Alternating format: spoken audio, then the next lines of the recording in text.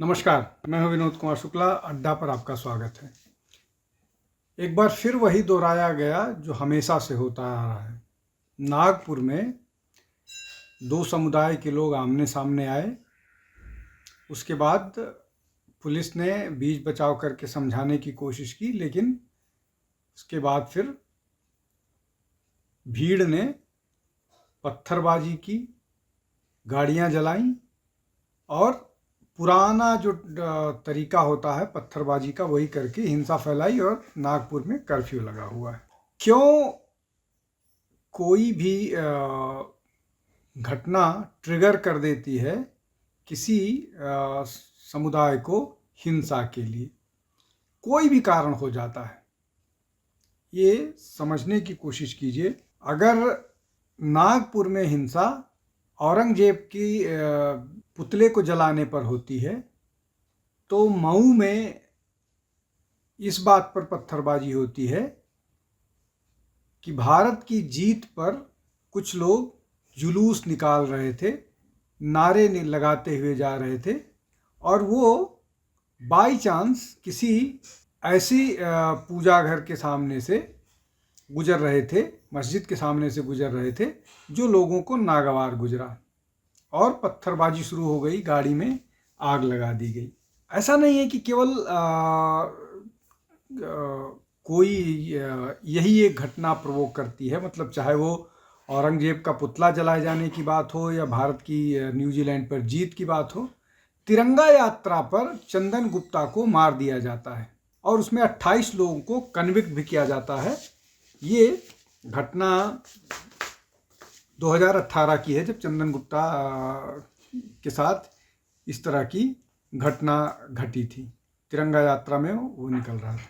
2020 के दिल्ली दंगे सीएए के समय पर हुए थे। सीएए सबको मालूम है कि सीएए का भारतीय मुसलमानों से कोई लेना देना नहीं है, लेकिन एक इकोसिस्टम है जो इस तरह के लोगों को प्रोवोक करता है। जैसे आज जो अभी नागपुर का दंगा है, उसका भी किसी हिंदू मुस्लिम से कोई लेना देना नहीं है, लेकिन चूंकि औरंगजेब को मुस्लिम समुदाय पीर बनाने की कोशिश करता है, पीर की संज्ञा देता है, और उनको ऑफेंड होने के लिए कोई न कोई बहाना चाहिए होता है, और कुछ झूठ फैलाया जाता है जो नागपुर में फैलाया गया, जो उसकी जांच हो रही है। अभी ये नागपुर की घटना घटी है तब जब तुलसी गबार्ड, जो इंटेलिजेंस डिपार्टमेंट की डायरेक्टर हैं अमेरिका की, वो भारत की यात्रा पर है। 2020 में जब दिल्ली के दंगे हुए थे तो डोनाल्ड ट्रंप भारत की यात्रा पर थे। तो क्या ये भी एक मैसेज देने की कोशिश है? क्या ये बताने की कोशिश है? हालांकि शायद कैलकुलेशन में गलती है। तुलसी गबार्ड प्रैक्टिसिंग हिंदू हैं, लेकिन उन इंटेलिजेंस डिपार्टमेंट की हेड हैं, तो और उसके अलावा उनको वर्ल्ड पॉलिटिक्स की अच्छी अंडरस्टैंडिंग है। तो भारत में क्या चल रहा है, क्या चलता है, किस तरह के एलिमेंट्स यहाँ काम करते हैं, किस तरह का प्रोवोकेशंस होता है, किस तरह की चीज़ें हैं जो ट्रिगर करती हैं, किस तरह की चीज़ें हैं जो जिनको आउट ऑफ प्रोपोर्शन ब्लो किया जाता है, किस तरह की चीज़ें हैं जो एक इकोसिस्टम जिस पर काम करती है, इसकी जानकारी इनको है। उन्होंने बांग्लादेश पर चर्चा भी की है, जो ऑब्जर्वर रिसर्च फाउंडेशन का रायसीना हिल्स डायलॉग है उस पर।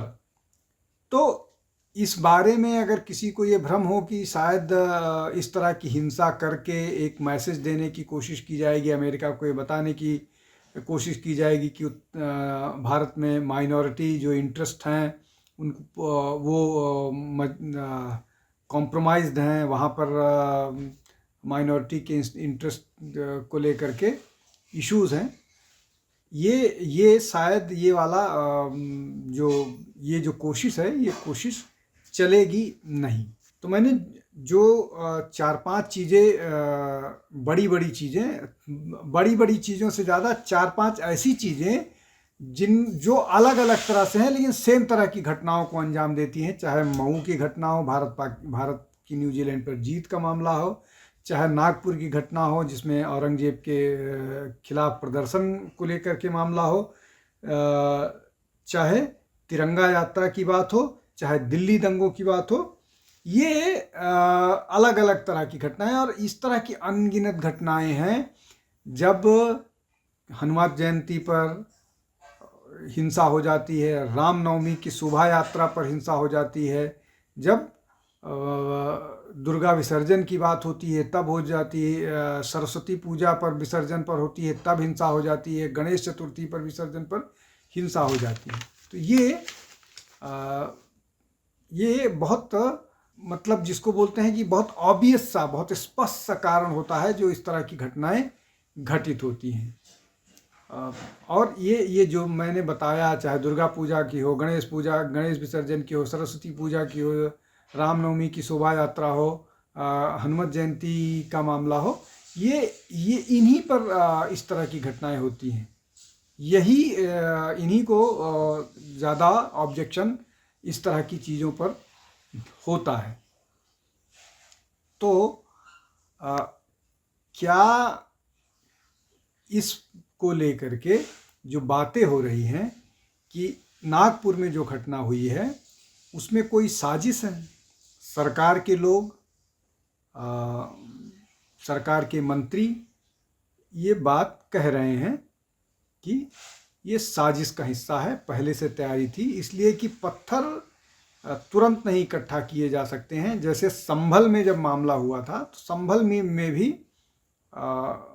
जितनी पत्थरबाजी हुई थी या जिस तरह की पत्थरबाजी हुई थी वो कहीं से भी स्पॉन्टेनियस नहीं था।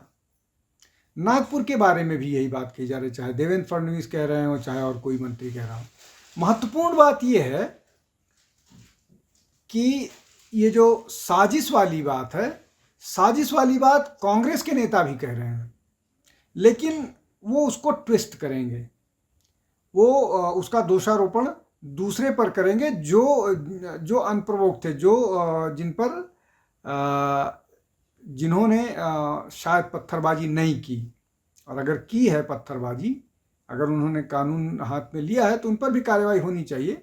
लेकिन पत्थरबाजी होना कहाँ से हुई, इस बारे में बहुत साफ सी बातें निकल करके सामने आ रही हैं। गाड़ियाँ जलाई गई हैं, पत्थरबाजी हुई हैं, सीसीटीवी फुटेज हैं, और जो जिस तरह से गांव का नाम है हंसापुर इलाके में ऐसा हुआ, और जो मीडिया रिपोर्ट्स हैं उसके हिसाब से मुस्लिम समुदाय के लोगों ने भीड़ इकट्ठा की, उसके बाद गाड़ियों में आग लगाई, पत्थरबाजी। तो जो ये बात सरकार कह रही है कि ये बाकायदा सुनियोजित था, जैसा दिल्ली दंगों के बारे में, दिल्ली दंगों पर तो बहुत सारी रिपोर्ट आई हैं कि वो बाकायदा योजनाबद्ध तरीके से किया गया था और उस मामले में बहुत सारे लोग अभी तक जेल में हैं। किस तरह से उन्होंने सुनियोजित ढंग से दंगे किए, व्हाट्सएप ग्रुप में सब कुछ सर्कुलेट हुआ है। यहाँ भी नागपुर मामले में भी व्हाट्सएप ग्रुप्स जो लोकल वहाँ के हैं उन पर नज़र रखी जा रही है, उनको इन्वेस्टिगेशन में लिया जा रहा है। जो लोग लगभग 50 लोगों के 50 के आसपास गिरफ्तारी हुई है। तो अब इसमें पुलिस के लोग भी घायल हुए हैं, पुलिसकर्मी भी घायल हुए हैं, उन पर पत्थरबाजी हुई, उन पर पत्थरबाजी का वीडियो आया है, और कौन लोग वीडियो में दिख रहे हैं इसको मुझे बताने की ज़रूरत नहीं, ये बहुत स्पष्ट है। कोई भी स्थिति हो, किसी भी स्थिति में किसी को भी, किसी समुदाय का व्यक्ति हो, उसको कानून हाथ में लेने का अधिकार नहीं है, और ये हमेशा से होता रहा है। क्योंकि भारत में जिस तरह की राजनीति पिछले 75 साल में हुई है, वहाँ पर इस देश में इक्वलिटी के नाम पर एक वर्ग को विशेषाधिकार दिया हुआ है, और उस विशेषाधिकार में सब कुछ आता है। उस विशेषाधिकार में कानून में रियायत, नियम, जिन नियमों के अंतर्गत देश चलेगा उस पर रियायत, मंत्रालय अलग, वजीफ़ा अलग, स्कूल अलग, मदरसे अलग, ये अलग उनको विशेष सुविधाएं देने की एक नियत बन गई है। और अब उसको अब उसको उस पर थोड़े सुधार की कोशिश हो रही है, और कुछ चीज़ों पर जो बहुसंख्य समाज है वो मुखर हुआ है, इसलिए कि उसको धीरे धीरे देश में कानून व्यवस्था और संविधान के उसमें दोयम दर्जे का नागरिक बनाया जाए। ये अपने आप में बड़ी हास्यास्पद, बड़ा दुर्भाग्यपूर्ण और बहुत अजीब सी व्यवस्था है, जहाँ हिंदू जो मेजॉरिटी कम्युनिटी है, जिसके वोट पर सरकार बनती है, उसके खिलाफ ही कानून बनाए जाते हैं, चाहे प्लेसेस ऑफ वर्शिप एक्ट हो, चाहे वक्फ जैसा कानून हो जो उनकी ज़मीनों पर, उनके लोगों की ज़मीनों पर हत्या कर रहा है, चाहे माइनॉरिटी मिनिस्ट्री हो जिसके अंतर्गत एक्सक्लूसिवली किसी समुदाय को विशेष सुविधा उपलब्ध कराई जाती है, और चाहे मदरसा बोर्ड हो, इस तरह की चीज़ें। तो ये जो बात कही जा रही है कि ये सुनियोजित है, इसको इन्वेस्टिगेट करने की ज़रूरत है। और क्या ये लगातार जारी रहेगा? जैसा मैंने 18 के बाद की बात की, उसके पीछे जाएंगे तो बड़ी लंबी फहरिस्त है। अगर इस तरह की घटनाओं को हम मतलब एक एक करके देखने लगेंगे तो 3 घंटे का पूरा एक मैटिनी चाहिए होगा सारे घटना पर चर्चा करने के लिए। आज के लिए बस इतना ही। आप हमारे साथ जुड़िए, हमारे चैनल को लाइक कीजिए, शेयर कीजिए, सब्सक्राइब कीजिए, हमको ज़्यादा से ज़्यादा लोगों तक पहुंचने में मदद कीजिए, जिससे हम आपके पास बेहतर वीडियो लेकर के हाजिर हो सकें। बहुत बहुत धन्यवाद। नमस्कार।